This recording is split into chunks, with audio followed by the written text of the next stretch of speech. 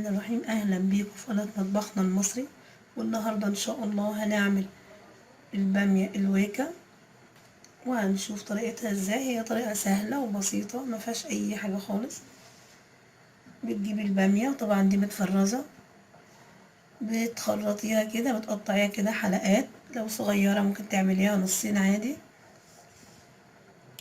وتوم وقرن فلفل، المفروض تحطي معاه قرن فلفل اخضر مع التومة مدقوق.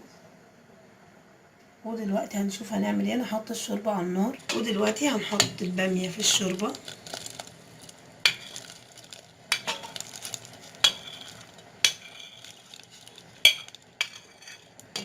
والشوربه بتغلي طبعا.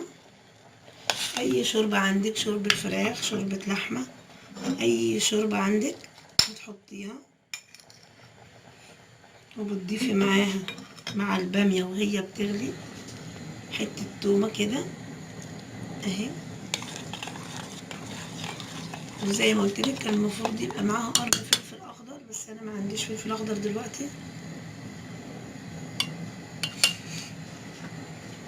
بس هي غلوتين عشان ما تغمقش، غلوتين اتنين، وبتروحي ماسكاها كده تلاقيها اتهرست في ايدك، بتروحي منزلاها.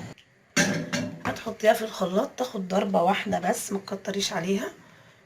وبعد كده هنشوف هنعمل ايه كمان. ودلوقتي بعد ما اديناها ضربة في الخلاط اهو شكلها اهي. ما بتضربهاش يابا في الخلاط بحيث ان هي ما تنعمش خالص اهي، بتبقى كده. عايزاها تقيلة زي ما هي كده يعني، ممكن تسيبيها كده وممكن تزوديها حبة شوربة براحتك. دلوقتي هنجيب معلقة سمنة وهنحط عليها الثوم،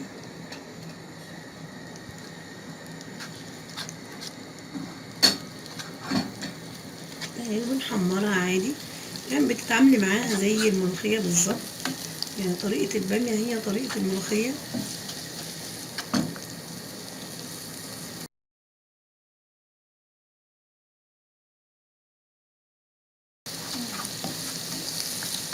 وهنحمر لها الثوم ونحطها عليها وخلاص. هنضيف عليها كده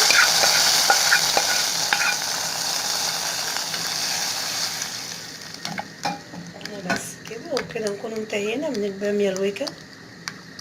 جربوها ان شاء الله هتعجبكم وهتلاقوها زي العسل، وبعدين مفيدة جدا للصحة.